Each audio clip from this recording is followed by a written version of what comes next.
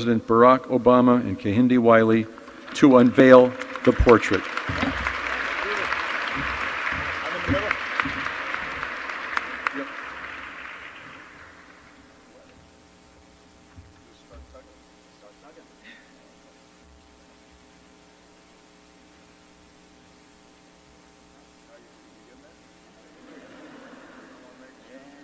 It's going. Woo!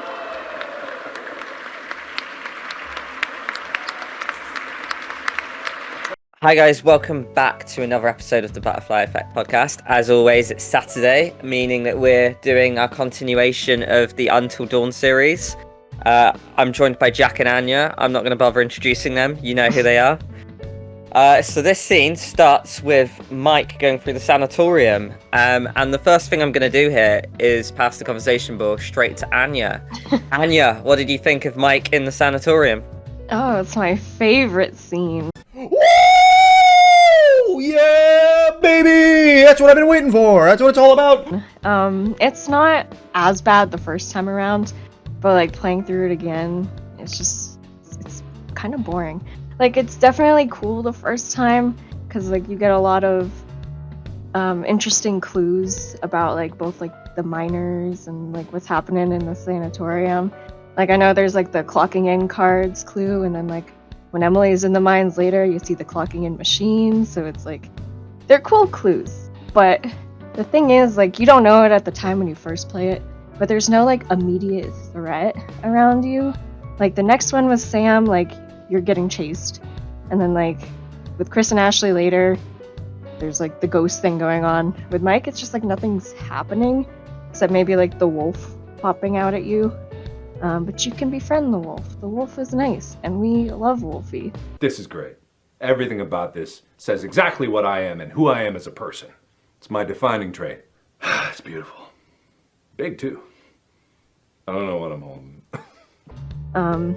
You can chop off your fingers, so it's all just like self-inflicted, like running from the wolf, and I don't know, it's just kind of lame in my opinion. Like, there's a lot of, like, especially after the whole like chase thing with Jessica, it's just like, we're gonna go up here and not find out what the hell just happened to her.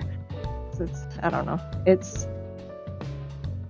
I have mixed feelings on it. I definitely like it, like chapter 5 in this sequence more than I do chapter 9's, but it's just like there's nobody to talk to, no one to bounce off of. It's just, I don't know, a lame solo sequence. Yeah, I completely understand those points. Yeah, because I do agree with you. The first time you play it, I think often when we replay Until Dawn so many times, we almost lose the horror aspect of the game. But the first time you play the game, there are some scary moments, and especially from this scene, in my opinion. Yeah. For example, when you're opening the morgue trays, and there's corpses in there. I remember how terrified I was The of that. rat in the mouth? Ugh. Yeah, of course. And then when the wolf shadow passes at that one part, that kind of got to me. Yeah. And there's that scene as well where you have to pull the curtain, and I think there's the electric chair behind it. I really didn't want to do that. Around the corner, I was just like, definitely like on edge the first time around, but like there's nothing there, you know? Like nothing. It's just stuff. Yeah, there's the shot as well where you've got the skull really close to the screen, and then it turns out to just be one of those like science corpse things, I think. But yeah, the first time you play it is such a good game, but I think, and it links back to a video we recently made where there's a lack of replayability value, and it almost adds the need to skip cutscenes, and that's especially shown by in this segment where you're playing as Mike and you know what happens, and especially when we know that Mike can't die. I think that's one of the biggest things, right? We know that Mike can't die, and it just removes the threat. You can literally get away with failing all the quick time events, and nothing happens.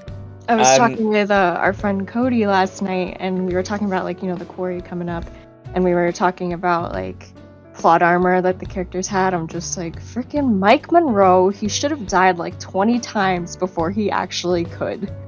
Yeah. And that's just like an issue with like every chapter he's in past 4. Yeah, no, I completely agree. It is, like I say, completely defeats the replayability when we know that Mike's invincible up until a certain point. it just makes the scene really tedious. Jack, I don't know if you had any points to mention about this whole Mike Sanatorium scene. Yeah, like they definitely could have chopped it up a little bit better. You know, even if they kept that whole segment in, but maybe halfway through you went to a different character for a little bit and then come back, because you do feel like it drags out quite a bit. And actually, I find it quite ironic that this chapter is called Dread, because I find that this segment alone makes me dread this chapter. So Yeah. it's, you know, it's, yeah, sorry, I had to get the little gag in there. It's a terrible joke. But thank you for coming. So yeah, like, there are little things though that I sort of take as sort of comfort. The fact that you do have like the relationship with the dog, there's little clues, and I think this is the point of the game where the backstory really starts to seep in. So you have the note that says about, you know, the miners trying to bite the staff at the sanatorium. What else have we got here? Oh yeah, so you've got the admin notes as well. So, like, as the player, if you are one of those that really takes their time and likes to look at all of the clues and start to figure out what's going on, you probably do enjoy this scene. Yeah. Yeah, I really agree with that. One thing that I found really interesting about this whole sequence as well is that it's the exact same length as Chris and Ashley's scene later on, chapter 5, I think it is. They're both around 35 minutes long, and we'll get into it later on, but Chris and Ashley's sequence has so much more going for it. Like you said, it's got the conversations, which Anya mentioned it had. You've got, you know, the next Josh trap sequence, for example. This one, it's just you walking through like corridors, really, isn't it? There's a few quick time events, but I almost think it was almost too tedious in the sense that there's 13 clues and 3 totems. Now, the sequences where certain characters might end up getting around 2 or 3 clues and 1 totem, and it's more than enough. And I don't know how many clues there are in the game. I think, is it like 50, like the other games? I'm not sure, but like 13 is almost way too many for one character to find in one segment, in my opinion. And I'm wondering how they could have made this scene more interesting. And I think Supermassive Games have got better as a games developer further on. If you look at House of Ashes, for example, you've got, is it like the Hodgson Expeditions, where they add little mini movies in, for example? Like, maybe they could have incorporated something like that for the miners, but I don't know, it just kind of gave me Walking Simulator vibes, that you're just picking up a lot of stuff and reading. And I don't know, I just felt the pacing of this was really slow. And it's just like this chapter gets saved massively by the later scenes, in my opinion. I'm not sure if you guys agree with that. Yeah, absolutely. Because this next thing with Sam is like, there's some action going on, but Of course. with Mike, it's just walk in. And I guess like him being alone, like right now, makes more sense than it does in 9. Like if he had someone with him then like I could see that working. But like it makes sense that he's alone here. Because like what's he gonna do? Run back and then be like, yo, come check this out, and run all the way back with somebody. Yeah, true. Yeah, I get you. Okay, well, we move on to Matt and Emily. So yeah, they're going on their little adventure. It's the first time you see them in forever, especially if you don't have the DLC game, by the way. It takes all the way till chapter 5 to see these guys, since, they were there at the lodge at the start. And I just have to say that when I first played this, it really made me hate Emily more. Yeah, so like, I'll pass the conversation on to you, Jack, because you've got a few points about this, haven't you? Yeah, so first of all, I really like this segment bit. There's this interesting Easter egg, if you will, for players that, have gone back to play it.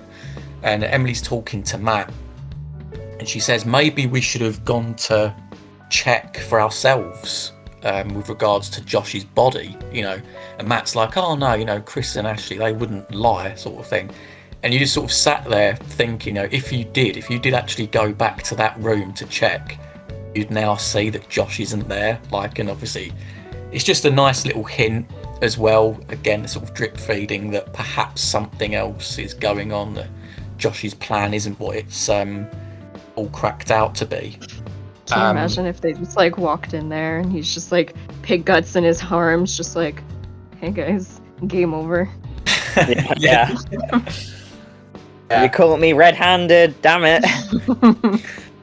Yeah, Yeah. but also as well, Emily lives up to her character. At another bit, you have this segment where they're sort of edging around this narrow ledge, and they reach the other side, and they're clearly thinking about using the cable car to get away and get help. And the cable car's a little bit far away, and she says to her boyfriend Matt, "Oh, you can jump that." It's like, what? Like we're on this massive mountain, and you're like asking your boyfriend to try and jump that, for crying out loud. So, you'd be tempted from there on in to sort of purposely fuck up quick time events, with Emily, because it's sort of, bit rude of her. But there you go. I do like that he comments on it though, just like, okay, I'm good, but I'm not that good. Yeah. Yeah. Yeah, there's a load of that this sequence as well, isn't there? Especially when they're shimmying around the ledge bit, and then does she nearly fall? And she's like, "Okay, you can go first." Like, he's just bait. Yeah, and if you don't catch her, she just like continues on in silence, and she's just like, "You didn't help me." Yeah, true. She's really difficult throughout this whole sequence, and I get she is supposed to be that character, and it works really well. Like we said in an earlier chapter, it wouldn't work if you had full Sams or full Ashleys, and she has such a nice difference and contrast against the other characters. But yeah, another thing that makes her difficult as well is like the window versus door choice, where it's like, why are we arguing about this? We're gonna get into this building regardless. There's like possibly a killer on the loose. Why are we arguing if we go through a window or a door? And then just about agreeing and disagreeing to go to like the radio tower, for example. Yeah. So yeah, just a few comments on the sequence. One thing I really like about this segment as well is the fact that in a lot of horror films, which is basically what this is based off of, there's a lot of horror tropes, and it's like basically a cinematic movie, isn't it? But one thing I really enjoyed is the fact they covered the base of why they can't just run away from the lodge. They actually go to the cable car and they find out they can't get to it because there's no key or it's missing. The amount of horror films you see where they go back into the house and you're thinking, why are you doing this? I like the fact that Until Dawn covered that base, so we can't, use that against them. Because they can turn around and say, well, the cable car's broken, they were stuck on top of the mountain. And this is what Matt and Emily's sequence is heavily about, right? Getting the help, the radio tower. Just like they can't like climb down the mountain either because it's like steep and dark, and they're just kind of screwed. Yeah, that's exactly it. And another thing I like about this whole sequence as well is that you've got the psycho that's surveying them. We've seen him briefly in like a few other scenes, but when I first played this, it really made my brain race around what the theories could be. I was thinking, is this the stranger? Surely this isn't like Hannah and Beth's ghosts or whatever, because there's actually a man in a mask that's like stalking us, almost like some Saw villain, for example. I just want to get you guys' opinions, because there's a lot of theories as to who the killer is or what's going on. Did you guys have any theories at this point? I'll start with you, Jack. Oh, blimey. I don't think I did. And to be honest, at this point, it probably would have been something similar to you. It would have probably been, is it this stranger? At the very opening chapter, you see a poster outside, don't you? I think you're playing as Sam, and it's about this released or escaped convict. That's exactly who I thought it was. That was like when my brain raced to, yeah. Yeah, it might have been something along those lines, but I certainly hadn't thought of, Josh, or, it was some sort of supernatural thing. Yeah, of course, yeah. How about yourself, Anya? I wasn't really sure. I didn't think it was like the machete stranger guy. Because I don't remember why I didn't think that, but I also was like a little suspicious of Josh at this point. Just like, there's no way, right? There's no way he's really dead. It can't just be over like that for him. So I was kind of thinking like, he has an excuse to be out of action here. I thought maybe it could have been someone totally like unrelated, just here to mess things up for the hell of it. I don't know. I definitely had a lot of thoughts, but I was like, it's gotta be like someone we know though, right? Yeah. And then we get to the elk cliffhanger. So you get to the cliff where Beth and Hannah fell all those years ago, or 1 year ago even. And yeah, all these elk approach you, and I don't know, Anya, were you scared at this point? What was your your brain going through as this scene happened? Good question. Because I was just like, it just seems so random, you know? Just like surrounded suddenly by a bunch of elk who are just angry for whatever reason. Especially like if you've been a bit of an asshole to nature already, like shooting the squirrel and stuff like that, then they're like angrier than they already seem to be. But it's just like, oh well, this is a bit of a predicament. The elk swatter cut Josh in half with the saw, getting Chris to do all these tasks. It's like, yeah. Milk. The elk and the honey badger work together. Yeah, the elk and the honey badger back at it again.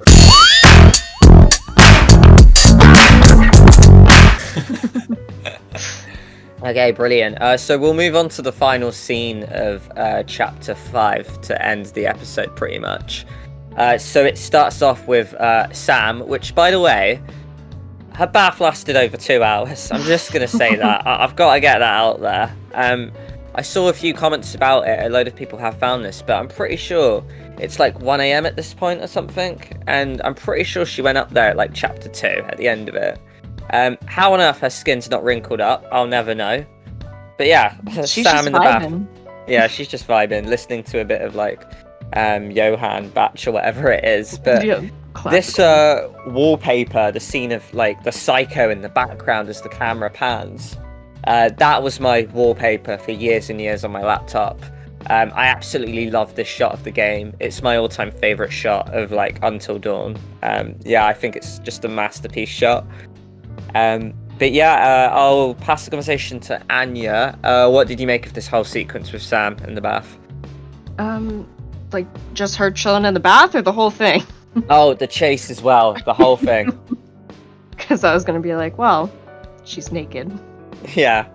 I liked it. I thought it was like a very nice contrast to what we just did with Mike, you know, where it's just like high stakes, gotta run, glue on your towel, or just like, because you know someone was just watching her, and then you get out and then there's nobody around, so then you kind of just have to walk around and, guys, not funny, give me my clothes. And then you're just like wondering when the guy who was just looking at you is gonna like show up again and start chasing you. And I do like how you can get caught at like any point if you do the wrong thing. For me, I was very upset because I'm pretty sure I was on the last sequence, like when you like don't move, like hiding in the little like basement at the bottom, and I messed it up and I got caught. But I was so mad. But it was like very interesting, like going down through everything and like going down the stairs and that long hallway. The shot of that is really cool. Yeah, I enjoy it. Yeah, definitely a great scene. Jack, how about you? What did you make of this whole sequence, and what happened with you on your first blind playthrough? For me, this is probably one of the most iconic scenes in the game. Probably alongside the very end, you know, when you've got the Wendigo sort of swinging on the light and you've got the whole fight going on. This is right up there for me, so I think it's a really good end to chapter 5. And there are some choices here that it's literally run or hide. And I find them so interesting because there is actually a sequence later on in the game with Jessica. I think you have a choice where it's either run or hide, and it's literally 50-50. You pick the wrong one and that's it, you're dead. In this particular scenario for me, I believe that I didn't hide under the bed. I carried on running, and I'm pretty sure I carried on running when I got to the basement as well. But then when it got to the bit where you could either go down into the little elevator shaft bit or carry on running, I'm pretty sure I went to hide. And I know that you're going to talk about a particular choice, aren't you, mate? About, you know, the squirrel that can sort of have a massive impact on this scene. But yeah, I managed to stay hidden from the psycho. But one final thing on this scene is that it's one of the few times in the game when I felt real jeopardy, because he does literally get right behind you when you're at that door. And you sort of think, oh, that's it, no, he's got me. And you manage to get the door open and then quickly shut it and then bolt the lock. I thought that bit was really intense, and I really like that bit. Yeah, to be honest, mate, hats off to you, because I think you might be the first person that actually managed to hide first time, because it's actually quite difficult. There's a few 50-50s going on, whether you hide under the bed where he'll just catch you if you do that, whether you hide again, and then if you run too far, which is what I did. So on my first playthrough, I just never hid, and if you keep running, you go back into, you do a full circle and run back into him, which also is a little bit questionable how he managed to get from the basement into the hotel quicker than you, but you know, it's Josh, so I guess that can be forgiven. With this sequence, I absolutely love it as well. I've already mentioned how iconic I think it is, and not just for the bath scene. You know, I'm an adult, guys, come on. But yeah, the bit I'm not a fan of is, firstly, how did he have the time, and what was the point of putting all the balloons up when Sam's going downstairs?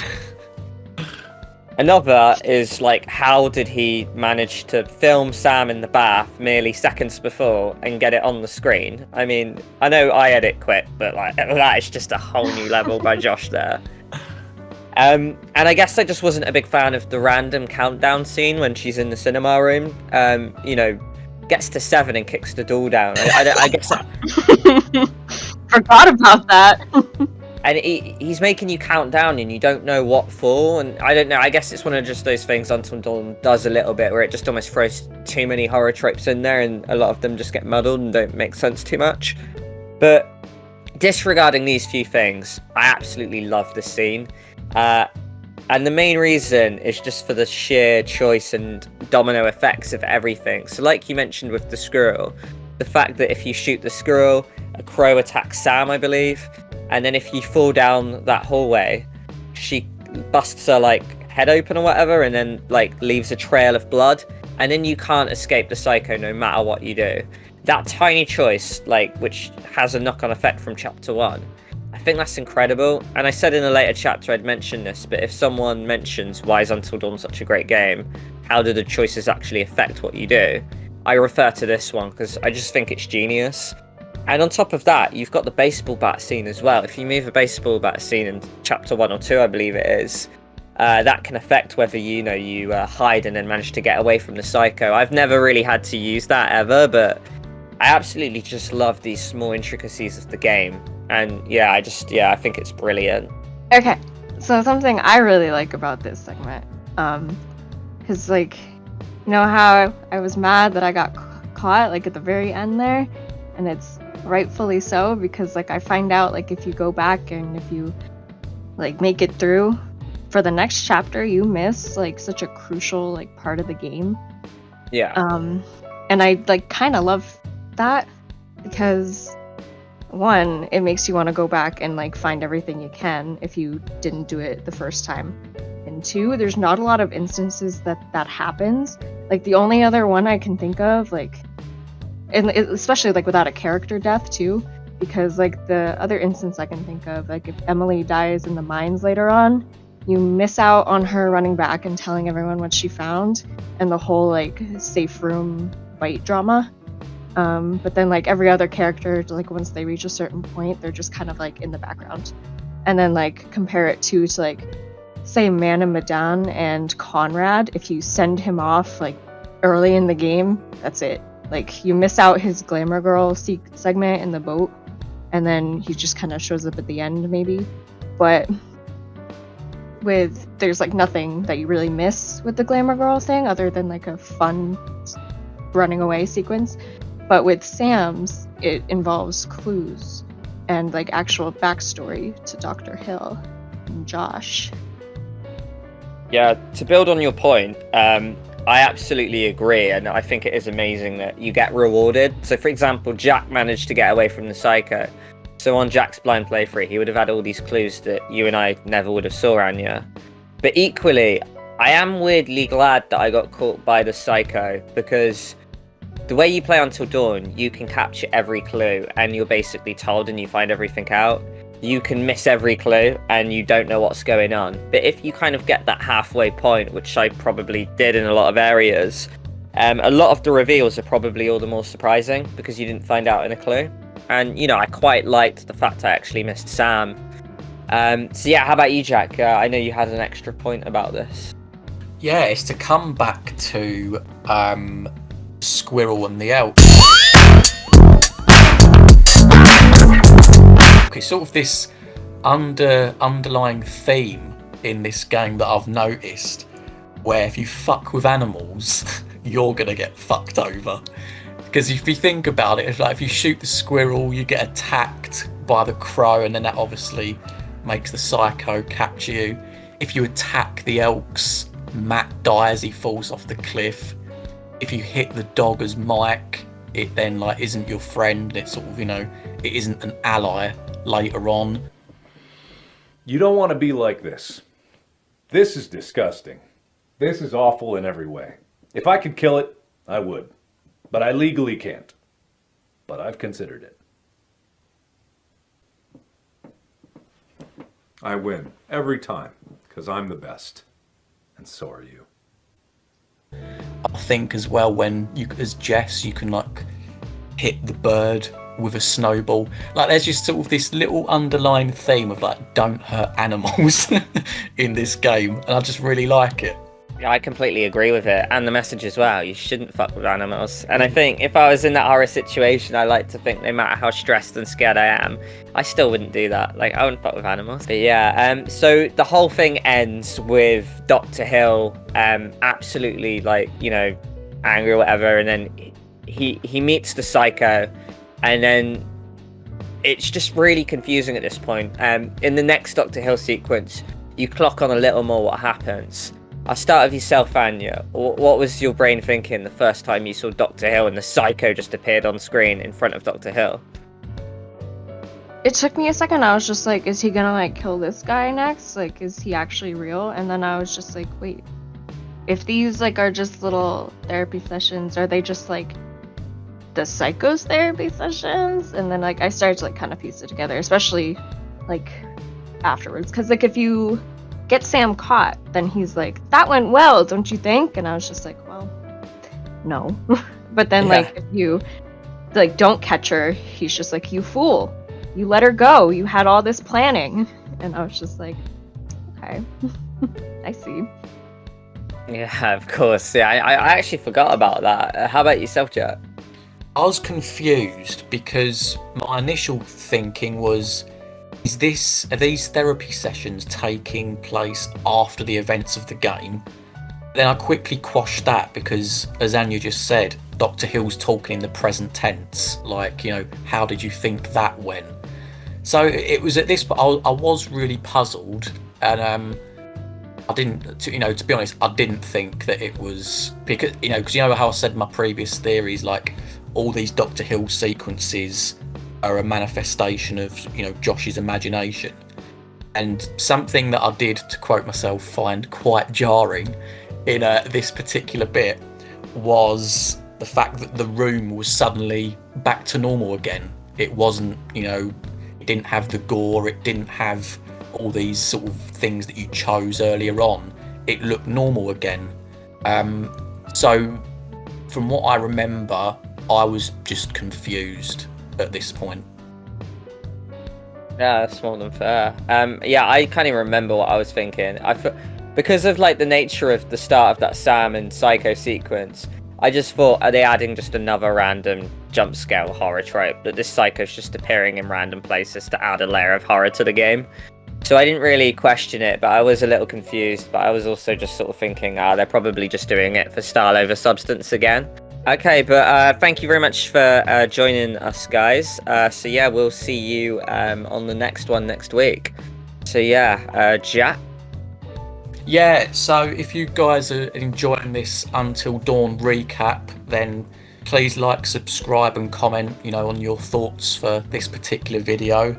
And of course, look out for our quarry-based content that's going to be coming very soon. We should have had a couple of videos out already.